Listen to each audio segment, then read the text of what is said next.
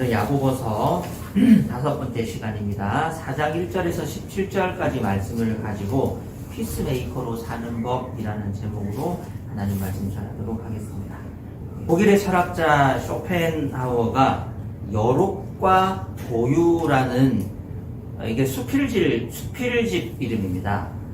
수필답지 않게 이름이 너무 어렵긴 한데 여기에 이 고슴도치 딜레마라는 유명한 우화를 소개를 했습니다.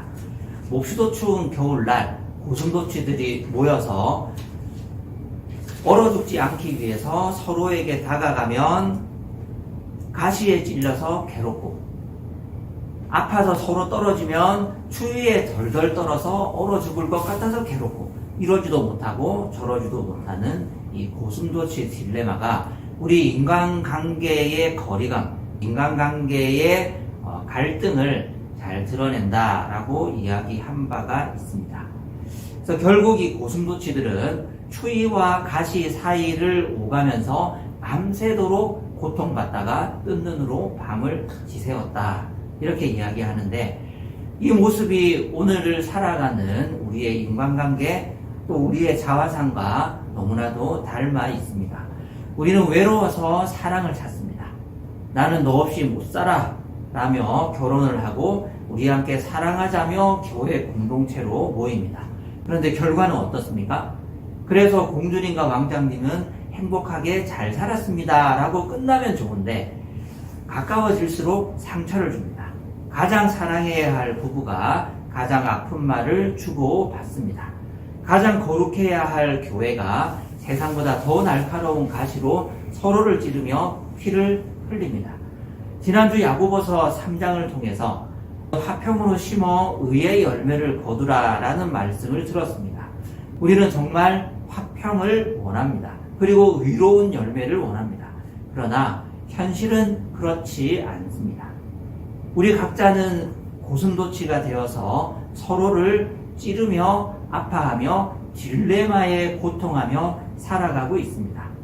이 지긋지긋한 고슴도치 딜레마를 끝내고 찔림이 없는 진정한 포옹, 진정한 화평을 누릴 수 있는 방법은 무엇일까요? 오늘 본문은 우리 몸에 도단한 그 가시의 정체가 무엇인지를 지적하고 있습니다. 그리고 그것을 덮을 수 있는, 극복할 수 있는 하나님의 처방을 제시합니다.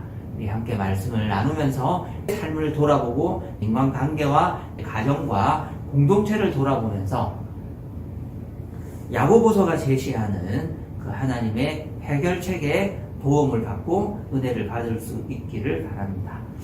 첫 번째 1절에서 5절 단락을 보시면 육신의 욕망과 하나님의 욕망이 서로 대립하고 있습니다. 육신의 욕망과 하나님의 욕망 사이에서 우리가 평화를 찾으려면 성령을 바로 알아야 합니다. 오늘 본문 1절은 우리의 아픈 현실을 적나라하게 지적하는데요. 우리 1절 말씀 같이 한번 읽어보겠습니다. 1절입니다. 시작. 무엇 때문에 여러분 가운데 싸움이나 분쟁이 일어납니까? 여러분의 지체들 안에서 싸우고 있는 육신의 욕심에서 생기는 것이 아닙니까? 무엇 때문에 우리 가운데 싸움이나 분쟁이 일어난다고요? 우리 각자 안에 있는 육신의 욕심에서 이 다툼과 분열이 생겨난다라고 1절은 지적합니다. 여기서 욕심 혹은 개역개정의 정욕이라고 번역된 이 단어는 바로 우리 몸에 돋아난, 우리의 마음속에 돋아나 있는 날카로운 가시인데요. 내가 중심이 되어서 내 만족, 내 쾌락, 내 자존심을 채우려는 이기적인 욕망이 바로 이 정욕이라는 단어로 표현되고 있습니다. 여기서 한번 야고보서의 맥락을 다시 한번 짚어보시면, 야고보서 3장 1절에서 선생이 되지 마라, 선생이 되려고 너무 지원하지 마라, 너희의 경험과 지식과 이전에 가르쳤던 그 직업을 가지고 서로 가르치는 사람, 존경받는 사람, 인정받는 사람이 되려고 하지 마라.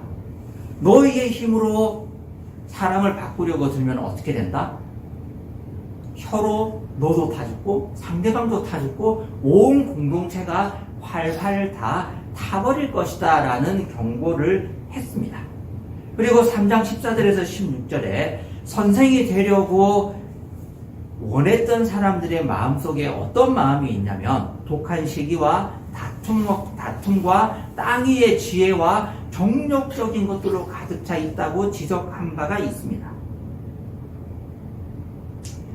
너희가 서로 지혜롭다고 떠들지만 너희가 서로 사람을 바꿀 수 있는 이 공동체를 책임질 수 있는 능력이 있다고 주장하지만 사실 그들의 마음속에는 남을 이기고 자기를 높이려는 이기적인 야망, 이 땅의 지혜가 가득하다고 경고했습니다. 그리고 4장 1절에 너희가 시끄럽고 싸우는 이유가 뭐냐?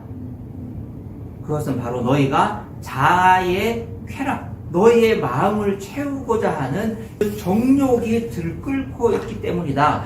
육신의 욕심에서 생기는 것이다 라고 지적을 합니다. 내가 더 옳은 선생이다. 내 가르침이 더 뛰어나다. 교회 안에서 파벌을 만들고 서로 싸우는 그 모습 자체가 자아 만족이라는 욕심에서 생겨났다라고 진단하고 있는 건데요.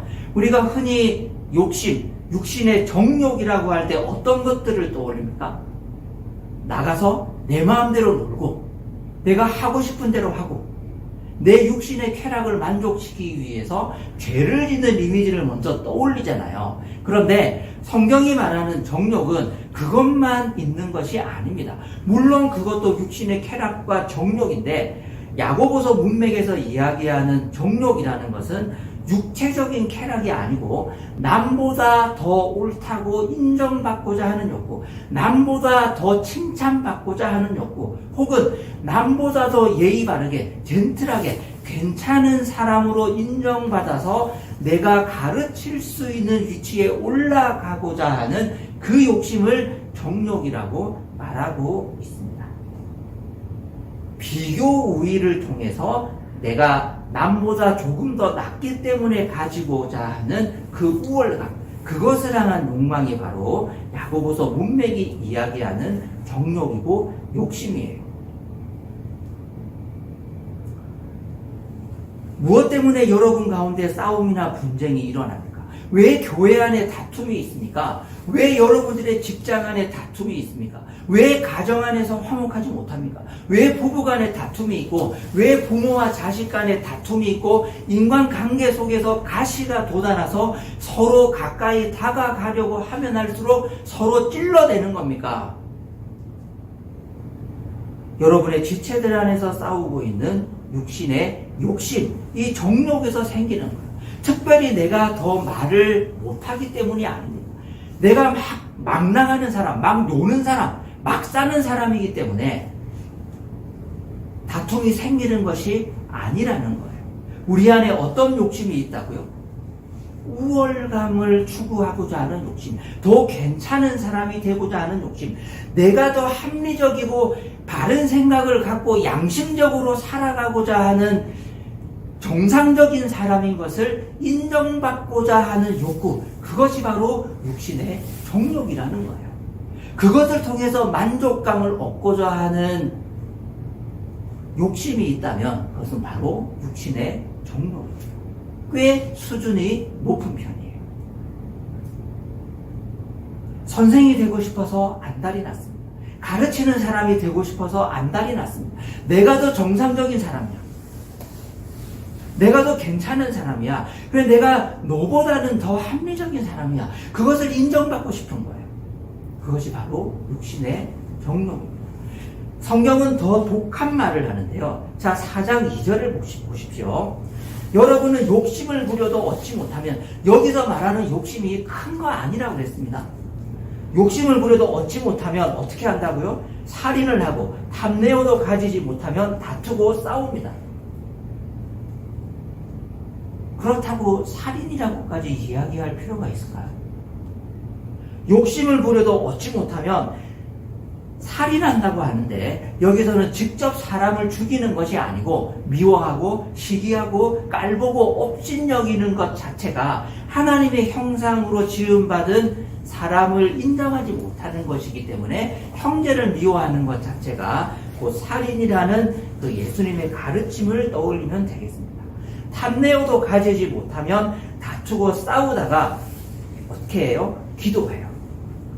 2절 후반부를 보면 여러분이 얻지 못하는 것은 구하지 않기 때문이요 구하여도 얻지 못하는 것은 자기가 쾌락을 누리는 데 쓰려고 잘못 구하기 때문이다.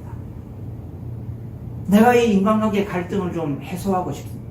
내가 이 직장 안에서의 다툼을 좀 해소하고 싶습니다. 하고 하나님 앞에 기도합니다. 그런데 그 기도 자체가 어떤 기도예요? 쾌락을 누리는 데 쓰려고. 여기서 말하는 쾌락을 누리는 데 쓰려고 기도한다는 것은 돈을 많이 벌어서 펑펑 쓰면서 살고 싶다. 그래서 돈 벌게 해주세요. 그런 기도를 한다는 말이 아닙니다. 내가 인정받고 싶어서 내가 괜찮은 사람으로 저 사람보다 우위에 더 올라가기 위해서 기도하는 것이라면 그 기도조차도 잘못됐다고 말씀하는 겁니다. 그리고 4절을 보시면 심지어 이 사람은 어떤 사람이에요? 가늠하는 사람이에요. 너무 막말하는 거 아닌가요? 세상과 버탐이 하나님과 등지는 이름을 알지 못합니까? 누구든지 세상의 친구가 되려고 하는 사람은 하나님의 원수가 되는 것입니다. 아니 좀 괜찮은 사람으로 인정받고 싶어서 좀 다퉜다고 말싸움 좀 했다고 불화가 좀 있다고 고슴도치처럼 서로 좀 찔렀다고 아니 사람 사는 게 다 비슷한 거지 그렇다고 해서 하나님과 원수가 되고 세상과 버타는 사람이고 영적으로 가늠하는 사람이고 이런 소리까지 우리가 들어야 되겠습니까? 이게 너무한 거 아니에요? 그럼 과하잖아요. 아니 남보다 더 인정받고 싶지 남보다 못한 사람으로 직장에서 비등급으로 직장 생활하고 싶은 사람 누가 있습니까? 좀 괜찮은 사람으로 인정받고자 하는 좀 돋보이고 싶어하는 그 마음이 그렇게 잘못된 건가요? 그런데 성경은 막 달리더니 하나님과 원수가 되고 그런 사람이 하는 기도는 쾌락으로 쓰려고 잘못 구하는 거기 때문에 기도조차도 글러먹었다라는 그런 막말을 우리가 들어야 되겠네요. 이게 뭐가 그렇게 잘못된 것이기에 성경은 이렇게까지 심각한 죄라고 영적인 가능 세상의 힘을 빌려서 높아지려고 하는 것. 이것은 하나님이 나를 높여주시지 않으니까 내가 할 수 있는 방법을 쓰는 겁니다. 정치 기술을 동원하고 여론을 조작하고 파벌을 형성하고 물량 공세를 펴면서 세속적 리더십을 통해서 내가 올라서려고 하는 겁니다. 그것이 교회가 됐든 가정이 됐든 직장이 됐든 상관없이 하나님은 없이 내가 가진 지혜와 능력을 총동원해서 그게 어떤 것이 됐든 그 종류가 중요한 것이 아닙니다. 나의 타고난 온유함과 친절한 성품이 됐든 뭐가 됐든 그건 상관없이 하나님 없이 내가 높아지려고 한다면 인정받으려고 한다면 그것이 바로 세상과 버탄 하나님을 인정하지 않은 악한 행동이라고 아주 강력한 톤으로 경고하는 겁니다. 하나님이 이것을 간음이라고 말씀하셨습니다. 그래서 5절 말씀을 보면 갑자기 이렇게 얘기합니다. 5절 말씀 같이 한번 읽어보겠습니다. 하나님께서는 우리 안에 살게 하신 그 영을 질투하실 정도로 그리워하신다라는 성경 말씀을 여러분은 헛된 것으로 생각합니까? 야고보서 4장 5절은 신약에서도 가장 어려운 구절 중에 하나입니다. 난해 구절이라고 그러는데요. 첫 번째 이유는 성경 말씀에 하나님께서는 우리 안에 살게 하신 그 영을 질투하실 정도로 그리워하신다라는 구절이 없습니다. 이거 몇 장 몇 절의 인용이냐 신구약을 통틀어도 이 말씀이 없어요. 그리고 두 번째 어려운 점은 뭐냐면 이 본문의 주어를 성령님으로 보느냐 사람으로 보느냐에 따라서 해석이 완전히 달라지기 때문입니다. 많은 그 토론은 있지만 대체적인 의견은 성령님을 하나님을 주어로 보는 것이 문맥상 더 어울리는 해석이다라는 데 모아지고 있습니다. 하나님은 우리 안에 성령을 주셨어요. 근데 그 성령을 주신 목적이 무엇일까요? 우리를 사랑하시기 때문에 성령을 주셨습니다. 그래서 우리가 딴 마음을 먹으면 하나님과 동력하지 않고 하나님 없이 내 욕심을 이루려고 하면 우리 안에 성령님께서 어떻게 하십니까? 질투하면서 세상을 향한 그 우리의 마음을 질투하면서 우리의 마음을 되돌이키려 한다. 그것이 5절의 뜻입니다. 하나님이 우리 안에 성령을 주신 이유는 진리를 가르치고 교회를 섬기고 이 세상을 섬기고 사람들을 하나님의 사랑으로 섬기게 하려고 성령을 주시지 않았습니다. 그런데 우리가 하나님 없이 이 일을 하고 하나님을 잊어버리면 내 능력과 내 지혜와 타고난 나의 성품으로 인정을 받으려고 이 세상을 살아가면 하나님 어떻게 하세요? 우리 안에 계신 성령께서 질투하시면서 우리를 하나님께로 되돌이키게 하려고 일하신다는 겁니다. 그것을 기억하라고 말씀하십니다.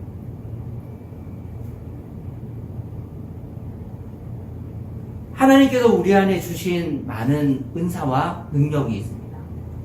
그것은 하나님을 의지하고 하나님께서 나를 통해서 일해 주시기를 간절히 기도하고 간구하는 가운데 발휘가 돼야 됩니다. 하나님을 통해서 흘러나가야 하는 그 모든 것이 하나님 없이 하나님을 잊어버리고 내 욕심을 채우기 위해서 내 마음을 기쁘게 하기 위해서 내 기대와 꿈과 소망과 계획을 쟁취하기 위해서 독단적으로 작동을 하면 내 안에 계신 성령님께서 질투하면서 내 마음을 불편하게 만드시는 거예요. 5절 말씀은 그것을 알아야 한다고 말씀하는 겁니다.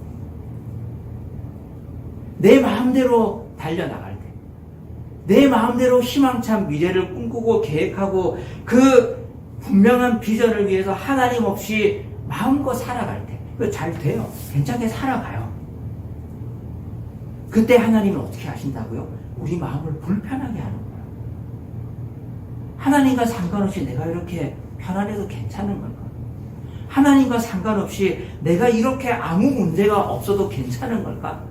하나님과 상관없이 사는 것 같은데 하나도 하나님께 물어보지 않았고 하나님의 결제를 받은 것도 없는 것 같고 고민해보지도 않고 그냥 살아가는데 너무 잘 돼요. 괜찮아요. 다 하나씩 이루어져 가는 것 같아요. 근데 그것이 불편하게 느껴지는 거예요. 그게 뭐라고요? 성령의 역사입니다. 성령님께서 내 마음을 격동시키고 불편하게 하고 질투하면서 너 그렇게 나 없이 사는 거 괜찮니? 그리고 너 나 없이 이렇게 잘 나가는 거 괜찮아? 나 없이 이렇게 무병장수하고 무탈하고 아무 어려움 없이 사는 것 같은데 그래도 괜찮은 거니? 너 약간 불편해야 될 텐데 그 음성을 들어야 된다는 거예요. 그 음성을 듣고 계십니까? 하나님 없이 너무 편안하고 잘 살고 즐겁고 재밌고 건강하고 복되고 괜찮은 것 같은데 괜찮아요. 아무 문제가 없어요. 늘 즐거워요. 그런데 어딘가 불편한 거예요. 그 양심이 살아있다면 선한 양심이 살아있고 성령의 음성을 듣고 계시는 거고 내 안에 질투하시는 성령 하나님의 역사가 여전히 내 마음속에 살아있는 세상의 정욕대로 살아가고 육체의 쾌락을 쫓아서 산다는 것은 나가서 마약하고 약물 중독에 빠지고 내 마음대로 살고 범죄하고 정말로 손가락질 받을 만한 그런 육신의 쾌락을 채우면서 살아간다는 그런 뜻도 있지만 이 문맥에서는 그것이 아닙니다. 하나님 없이 너의 최선을 다해서 잘 살아가는 것, 그 심각한 쾌락이고 너의 욕심을 이루는 정욕이다. 내가 너를 불편하게 하겠다. 네 마음을 곤란하게 하겠다. 네 생각을 복잡하게 할 거야. 그것이 성령의 역사인데 그것마저 들리지 않는다면 너는 정말로 병든 거다. 그 경고를 우리 모두에게 하는 겁니다. 우리의 양심이 살아있기를 바랍니다. 성령께서 하시는 질투를 느낄 수 있는 선한 양심이 우리 속사람 가운데 지금도 살아있기를 간절히 바랍니다. 두 번째로 6절에서 10절 단락을 보시면 그러나 더 큰 은혜가 우리에게 있습니다. 이 더 큰 은혜를 깨닫기 위해서는 사람의 위치를 바로 알아야 합니다. 자, 6절 말씀 같이 한번 읽겠습니다. 시작. 그러나 하나님께서는 더 큰 은혜를 주십니다. 그러므로 성경이 이르기를 하나님께서는 교만한 자들을 물리치시고 겸손한 사람들에게 은혜를 주신다 하고 말합니다. 하나님께서는 더 큰 은혜를 주십니다. 비록 우리의 마음이 무감각해지고 정말 하나님의 마음을 수신할 수 있는 전파가 약해져서 내 마음이 저 쾌락에 그러니까 여기 쾌락 나쁜 거 아니라고 제가 말씀드렸습니다. 막 중독에 빠지고 이런 게 아니에요. 그냥 내 인생을 살아가는 소소한 재미, 건전한 재미, 양심적인 삶, 착한 삶, 재미있는 삶, 성경을 그것을 하나님 없이 그렇게 사는 것을 정욕이고 쾌락이라고 정의하니까요. 거기에 찌들어서 하나님의 마음을 수신할 수 있는 그 전파가 점점 희미해져 가는데 하나님께서 해결책을 주시는 거예요. 그러나 더 큰 은혜를 주신다. 네 마음이 그렇게 꺼져가고 있는 거 내가 알고 있어. 그런데 더 큰 은혜를 줄 거야. 그 더 큰 은혜가 뭐냐면 바로 잠언 3장 34절에 말씀하신 것처럼 겸손한 사람에게 은혜를 베푸신다는 그 겸손한 마음입니다.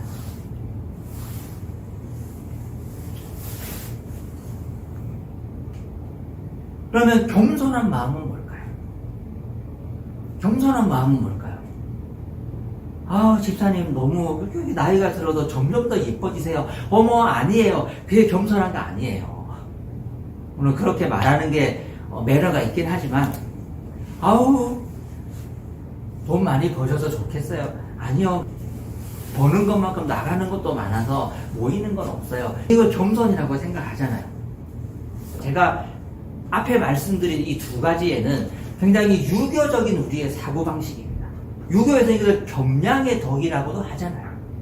자랑하지 않고 자신을 낮추고 상대방을 높이고 그것이 사실일지라도 아니라고 이야기하는 게 덕이 있는 사람이라고 생각합니다. 그러니까 우리 성경을 유교적으로 읽는 거예요. 자, 겸손이란 단어의 이 헬라어의 원뜻은 뭐냐면 지면에 낮게 깔린 상태라는 뜻입니다. 지면에 낮게, 안개가 지면에 쫙 깔려 있듯이 사람이 지면에 낮게 깔려 있는 상태가 겸손인데요. 당시에 1세기 당시에 헬라 문화권에서는 이 겸손을 굉장히 나쁜 것으로 생각했습니다. 아리스토텔레스는 이렇게 얘기했습니다. 인간이 추구해야 할 최고의 미덕은 대범함이다. 대범함이라는 건 뭐냐면 자격이 있는 사람이 마땅히 칭찬받을 자격이 있는 사람이 스스로 자신의 가치를 알고 그에 걸맞는 명예, 아너라고 하잖아요. 명예를 당당하게 요구하는 태도, 이것이 최고의 미덕이다. 나는 위대하다. 스스로 인정하는 것이 미덕이라고 이야기했고, 아리스토텔레스의 그 사상은 모든 사람들이 다 옳다고 공유하고 있었습니다. 반면 겸손은 자신의 가치를 모르거나 능력이 없어서 남에게 굽신거리는 노예 근성으로 살아가는 사람들의 인격. 이것이 겸손이었습니다. 당시 자유민에게 너는 참 겸손하구나 라고 말하는 것은 칭찬이 아니고 너 왜 그렇게 노예같이 살아? 너 왜 그렇게 비굴하게 살아? 너 왜 그렇게 사람이 대범하지 못해? 너 아리스토텔레스 선생님이 하신 말씀 몰라? 노예 근성을 갖고 살지 말고 너의 인격과 가치와 재산과 지위에 걸맞는 안어를 주장하면서 나는 위대하다라고 외치면서 살아. 어깨 펴. 이런 뜻이었어요. 그런 문화권에서 자, 오늘 여기 본문에 뭐가 또 있습니까? 그러나 하나님께서는 더 큰 은혜를 주십니다. 하나님께서는 교만한 자들을 물리치시고 겸손한 사람들에게 은혜를 주신다고 할 때 이게 괜찮은 말이 아닌 거예요. 겸손한 사람은 어떤 사람입니까? 비굴한 사람. 안어십을 갖추지 못하고 대범함을 갖추지 못하고 노예처럼 살아가는 어리석은 사람이 겸손한 사람이었어요. 하지만 하나님께서는 더 큰 은혜를 주시는데 어떤 사람에게 은혜를 주세요? 자신의 가치와 명예와 안어를 주장하면서 나에게 걸맞는 합당한 대우를 해라 이 아래 것들아, 이렇게 이야기하면서 사는 사람이 아니고 겸손한 사람에게 하나님의 더 큰 은혜가 주어집니다. 이것은 무슨 의미냐면 우리의 위치를 아는 겁니다. 우리는 하나님 앞에서 어떤 사람입니까? 노예입니다. 하나님이 우리의 주인이시고 하나님이 우리의 창조주이십니다. 그렇기 때문에 우리는 삶을 어떻게 살아야 하죠? 하나님이 원하시는 것이 무엇인지를 알고 하나님의 음성을 듣고 그 음성대로 순종하면서 살려고 하는 것이 우리의 제일 첫 번째 원칙이 돼야 되는 겁니다. 그 사람에게 하나님께서 더 큰 은혜를 주시는 줄로 믿습니다. 앞선 1절에서 5절 단락이 뭐라고 그랬습니까?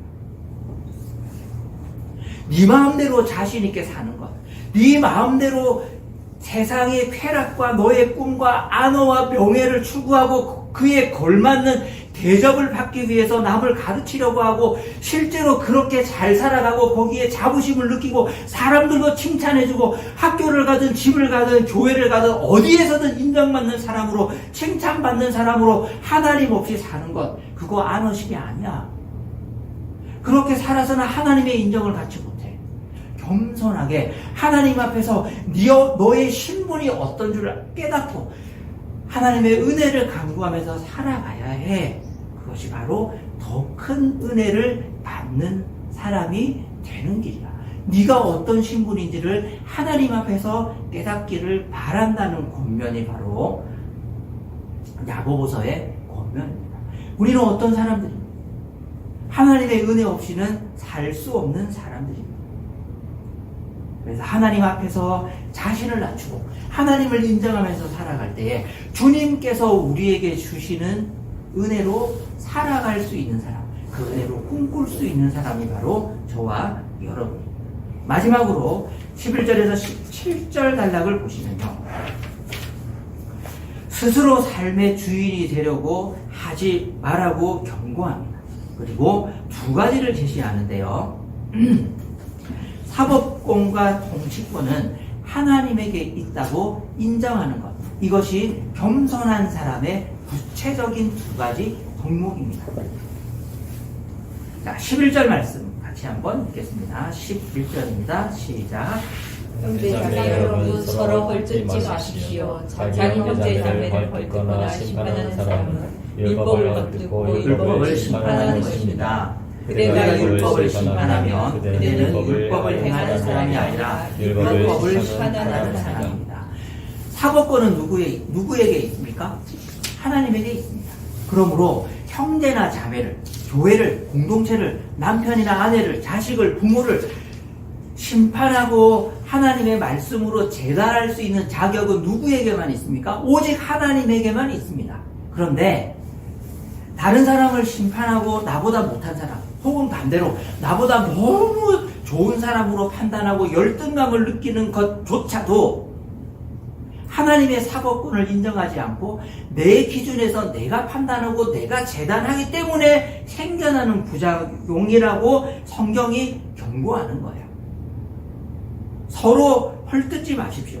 자기 형제 자매를 헐뜯거나 심판하는 사람은 스스로 어떤 사람이 되는 거예요? 스스로 하나님이 되어서 하나님의 사법권을 침해하는 사람이라고 정의하고 있습니다. 나보다 못한 사람 앞에서는 우월감을 느끼고 나보다 괜찮은 사람 앞에서는 열등감을 느끼고 설날에 친척들끼리 만나서 사촌이 땅을 사면 배가 아프고 나보다 더 형제자매가 잘 나가면은 약간 열등감을 느끼고 그 비교의식에 찌들고 그러다가 마음에 꽁하고 있다가 불편한 마음으로 집에 다시 돌아온다면 그것은 우리가 하나님의 사법권을 침해하고 있기 때문에 같이 박수 쳐주고 같이 즐거워해주고 같이 기뻐하고 고통은 나누고 슬픔도 나누고 기쁨도 격려할 수 있다면 정말 성경적인 겸손한 사람이 아닐까요? 두 번째로요, 겸손한 사람은 어떤 사람이냐? 15절 말씀 같이 한번 읽겠습니다. 도리어 여러분이 이렇게 말해야 할 것입니다. 주님께서 원하시면 우리가 살 것이고 또 이런 일이나 저런 일을 할 것이다. 요 15절 위에 13절, 14절을 보시면 재미있는 예가 하나 있는데요. 13절에 어떤 도시에 비즈니스맨이 있었습니다. 이 사람이 사업 계획을 세우고, 야, 저쪽 도시에 가면 거기 기회의 땅이야. 거기에 가서 내가 사업을 크게 할 거야. 라고 플랜을 쫙 짰어요. 그런데 14절에 여러분은 내일을 알지 못합니다. 여러분의 생명은 잠깐 나타났다가 사라져버리는 안개에 지나지 않는데 그 비즈니스 플랜 짜지 마십시오. 이 말씀일까요? 그럼 우리 예수 믿는 사람은 다이어리 쓰면 안 됩니까? 내일 일도 모르는데 막 계획을 잡고 10년 후에 내가 뭐를 하고 그런 계획을 짜는 거는 죄 짓는 걸까요? 그런데 왜 13절, 14절에는 여러분의 생명은 안개와 같은데 내가 저 도시에 가서 사업을 하고 비즈니스를 이렇게 할 거라는 그 계획 자체가 어리석다고 말씀하는 걸까요? 계획을 짜도 됩니다. 다이어리 열심히 쓰십시오. 단기 계획, 장기 계획 잘 세우고 연금 보험도 들고 여러 가지 할 수 있는 모든 미래의 계획을 성실하게 지혜롭게 싹 다 하십시오. 단 하나님과 함께하지 않는 것은 어리석다고 경고하는 겁니다. 도리어 여러분은 이렇게 말해야 합니다. 주님께서 내가 저 도시에 가서 비즈니스 하는 것을 원하면 우리가 거기 가서 살 거다. 또 이런 일이나 저런 일도 할 거다. 하지만 하나님께서 내 인생의 주인이시기 때문에 나를 다스리고 계시기 때문에 하나님이 그것을 원하지 아니하시면 나는 비즈니스 안 할 거야 라고 말할 수 있는 사람, 그 사람이 하나님의 통치권을 인정하면서 사는 겸손한 사람이라는 뜻입니다.